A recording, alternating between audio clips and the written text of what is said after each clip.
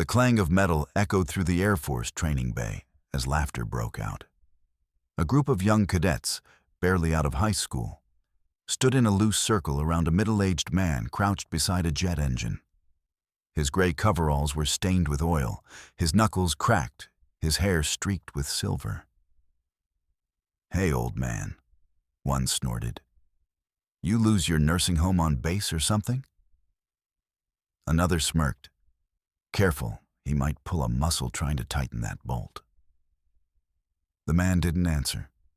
He just kept working, silent, steady, calm. His name was Jack Mercer. 52, white, widowed father of one. A quiet mechanic who'd seen more in life than those boys could ever imagine. But before anyone could laugh again, the hangar doors opened.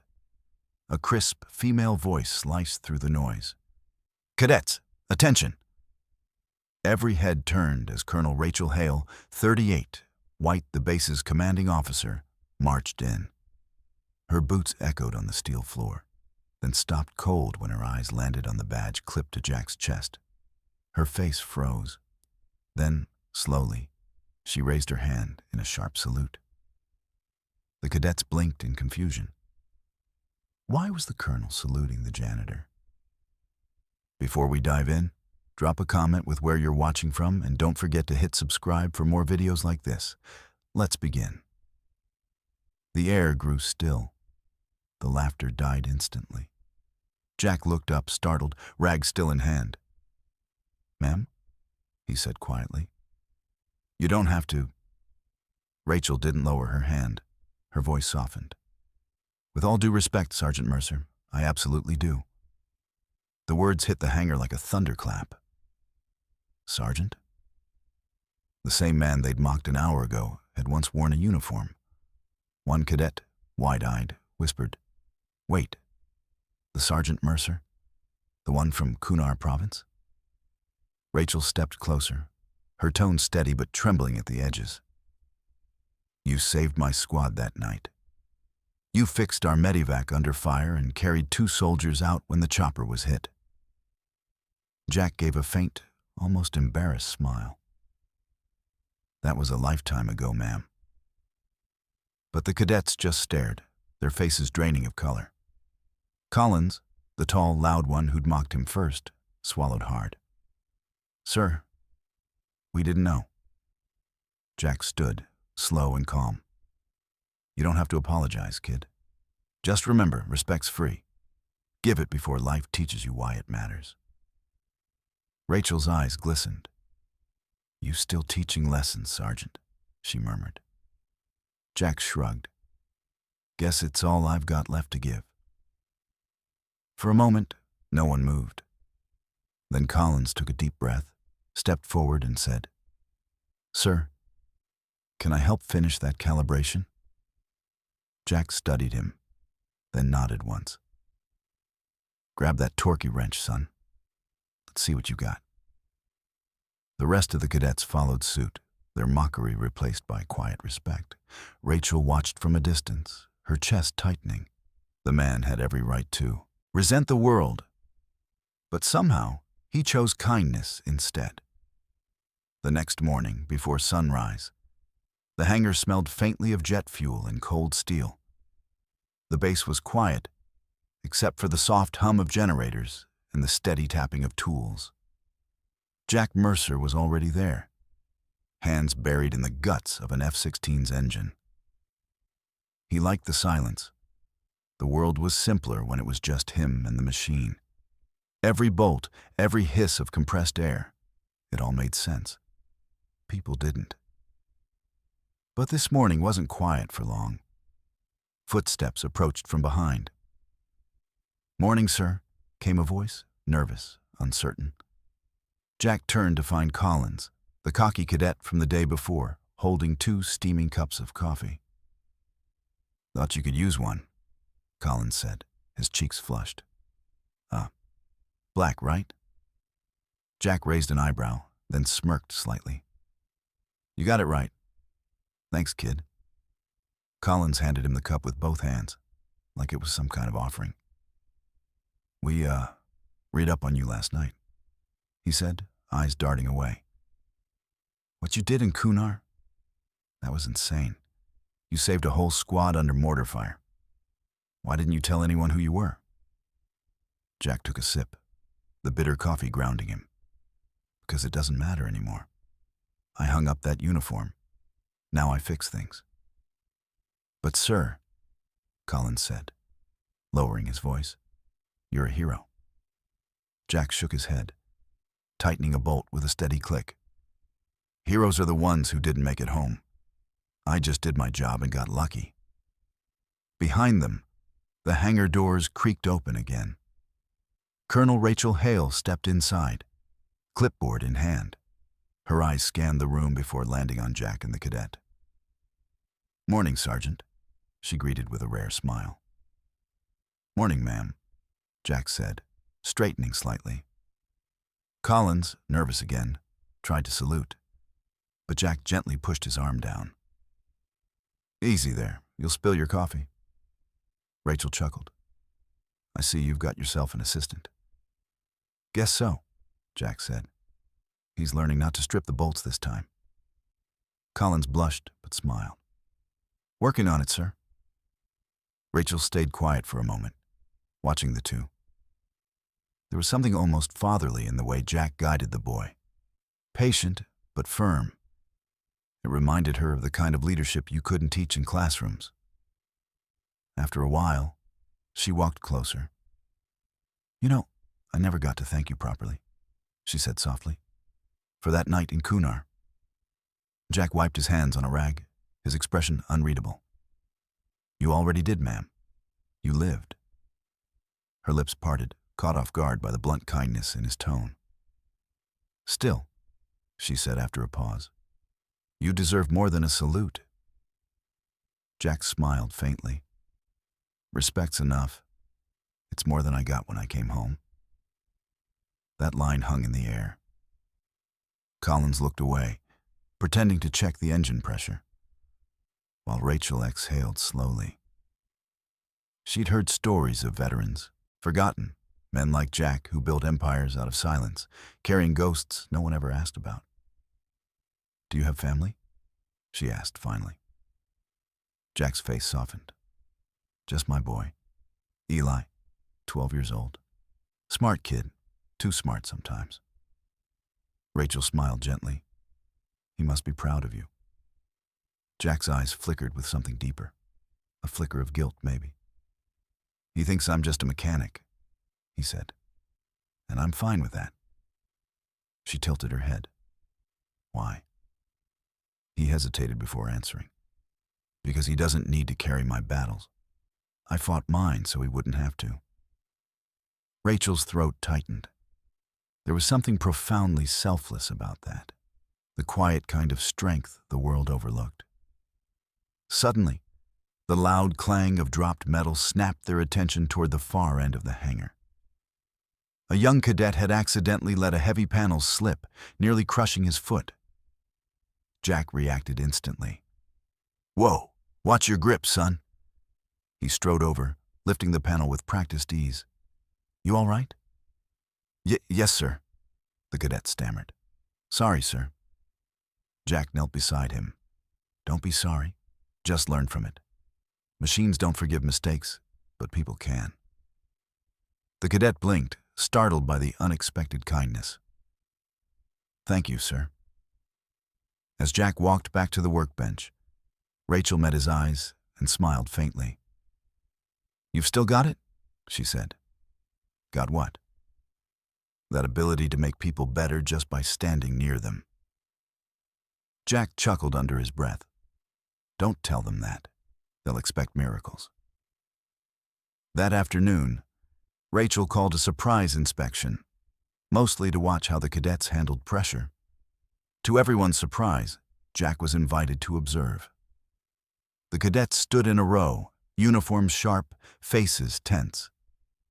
Rachel barked questions about aircraft components, emergency protocols, and tactical readiness. Most stumbled through answers, until she turned to Collins. What's the most important rule in maintenance protocol? She demanded.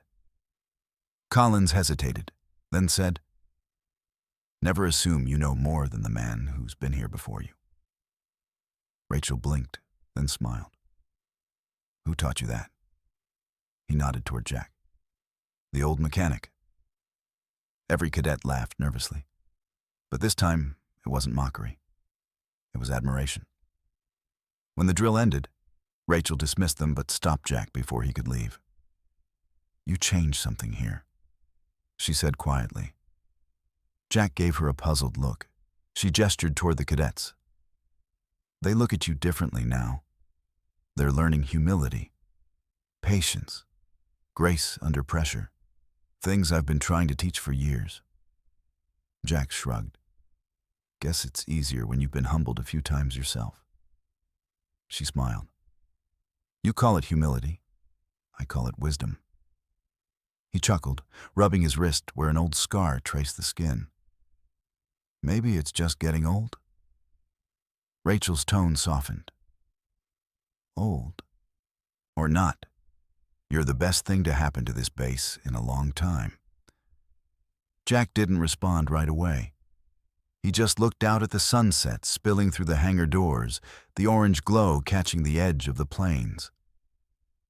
"I don't know about that," he said, "but if those kids walk out of here with half a heart, half the courage, and twice the kindness I've seen go missing in this world, I'll call that a win."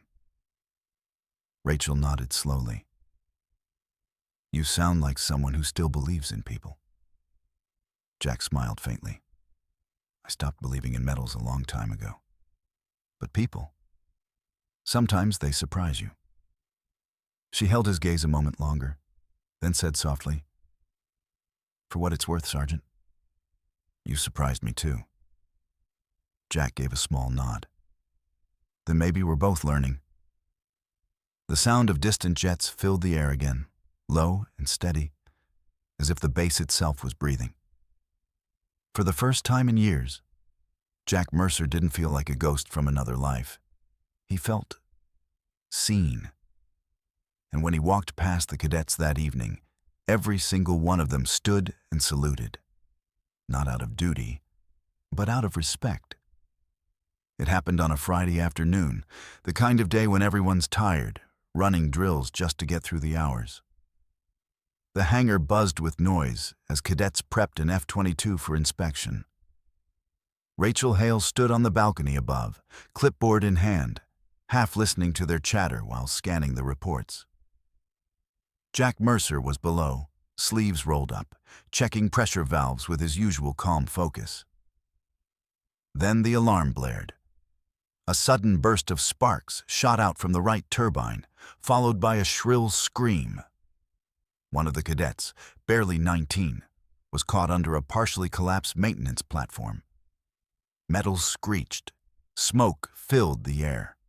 The rest froze, wide-eyed and terrified. "Move back," Rachel shouted, racing down the stairs. But before she even reached the floor, Jack was already running. He didn't think. He didn't hesitate. It was instinct, years of muscle memory born in the chaos of war. "Someone kill the power to the hangar," Jack roared. "Now!" He dropped to his knees beside the trapped cadet, a kid named Ramirez, whose leg was pinned under the platform beam. Jack grabbed the nearest hydraulic jack, sliding it under the frame. His arms strained, sweat dripping down his temples as smoke bit at his lungs. Rachel knelt beside him. "You can't lift that alone?" Jack's jaw tightened. "Watch me." The metal groaned. For a few agonizing seconds, nothing moved. Then, with a growl from deep in his chest, Jack heaved. And the beam rose just enough. Rachel pulled Ramirez free, dragging him backward while the cadets scrambled to help. The instant the boy was clear, the entire panel gave way, crashing down where Jack had been seconds earlier. He stumbled back, coughing, but smiled faintly. "Guess I still got it." Rachel's voice shook. "You could have been killed." He wiped his face, his breathing uneven. "Wouldn't be the first time." Then softer. But I wasn't about to let another kid die on my watch. The cadets stood frozen, the adrenaline wearing off, realization dawning on their faces. The same man they'd once laughed at had just risked his life for one of them. Rachel turned to the group, her voice firm. That, she pointed at Jack, is what real courage looks like. Not medals, not ranks, it's heart. Colin stepped forward, guilt and admiration mixing on his face. Sir, he said quietly, I'm sorry for everything I said before. Jack shook his head. Don't be sorry. Be better. There was silence, thick and heavy. Then, one by one, every cadet saluted.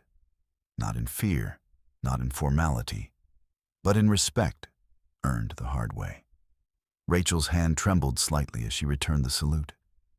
Then she stepped closer, her voice lowering so only Jack could hear. You've done more for these cadets in 3 weeks than some officers manage in years. He gave a faint smile. Guess they just needed a reminder of what really matters. She tilted her head. Which is? Jack's eyes softened as he looked at the group helping Ramirez onto a stretcher. That strength means nothing if you don't use it to protect someone weaker. Her throat tightened. You really believe that? He chuckled lightly. It's the only thing I've ever believed. They walked outside together, the sharp sunlight washing over the cracked concrete. Ambulance lights flickered in the distance as medics loaded Ramirez up.